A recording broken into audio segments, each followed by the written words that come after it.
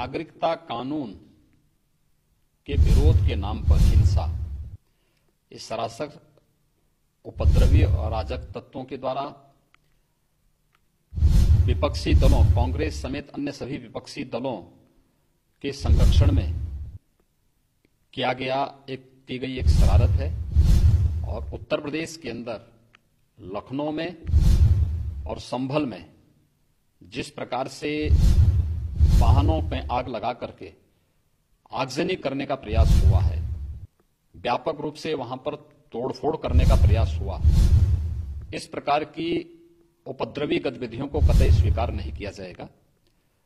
मैंने पहले दिन भी इस बात को कहा था और सभी से विनम्र अपील की थी कि लोकतंत्र में हिंसा के लिए कोई जगह नहीं, संवाद से सभी समस्याओं का समाधान हो सकता है।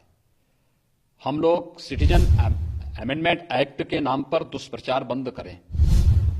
लोगों को वास्तविक जानकारी होनी चाहिए, लेकिन राजनीति की रोटी सेकने वाली कांग्रेस, सपा और वामपंथी संगठनों ने जिस प्रकार से आज महाबंदी के नाम पर पूरे देश को आगजनी की चपेट में झोंकने का प्रयास किया है, यह अस्वीकार्य है। और उत्तर प्रदेश में इस प्रकार के तत्वों के साथ हम सख्ती से निपटेंगे। मैंने इसके बारे में अभी एक बड़ी बैठक बुलाई है और मैं इस चीज को स्वयं समीक्षा कर रहा हूं, मैं स्वयं देख रहा हूं और जो भी जिम्मेदार होगा उसकी जवाबदेही भी तय करेंगे।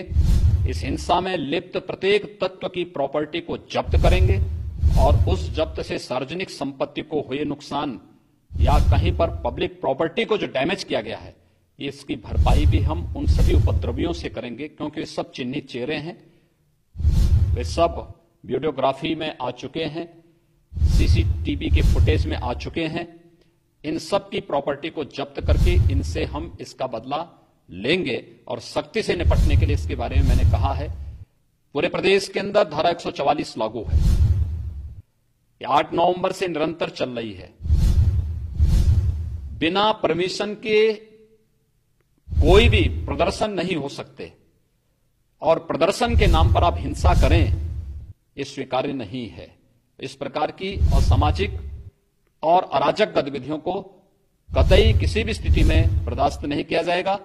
मैंने स्वयं भी सभी स्तर के पुलिस अधिकारियों के साथ स्वयं बातचीत की और सबको आवश्यक निर्देश दिए हैं कि वे उपद्रवी तत्वों को, आम जनता को कोई परेशानी न हो, आम जन की आवागमन में किसी प्रकार की कोई बाधा न हो, लेकिन उपद्रवी तत्व जहां पर भी हो सख्ती के साथ उससे निपटने की कार्रवाई भी प्रारंभ करें। सर, हम ये कह सकते हैं कि इस बिल को लेकर के आने से टूल बनाया जा रहा है। देखिए, अनावश्यक भ्रम की स्थिति पैदा करने का प्रयास कर रहा है विपक्ष, जिसके पास आज कोई मुद्दा नहीं बचा है, जो अपने कृत्यों से जनता के द्वारा दरकिनार कर दिया गया है, वह आज जिस प्रकार से नागरिकता कानून के नाम पर भ्रम की स्थिति पैदा करते हुए लोगों को गुमराह कर रहा है, ये जानते हुए कि नागरिकता कानून किसी जाति, किसी मत, किसी मजहब के खिलाफ नहीं, भारत के हर नागरिक को सुरक्षा की गारंटी देता है। भारत के अंदर आए हुए शरणार्थियों को यहां पर शरण दे करके भारत की सनातन परंपरा को आगे बढ़ाता है।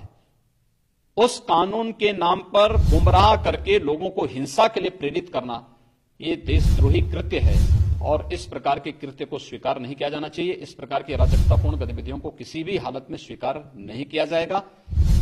स्पष्ट निर्देश दिए गए हैं, आम जन को किसी प्रकार की कोई दिक्कत न हो, इसकी व्यवस्था सुनिश्चित करें।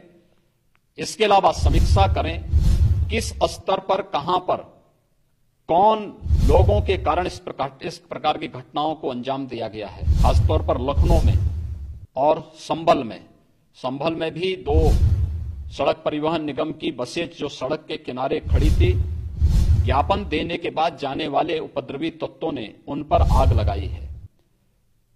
लखनऊ में लगभग 1 दर्जन वाहन, जिसमें 8 के आसपास 9 टू व्हीलर हैं और उसके बाद 3-4 जो हैं वो भी वैन है और एक रोडवेज की बस है, इसको भी आग लगाने का कृत्य किया गया है।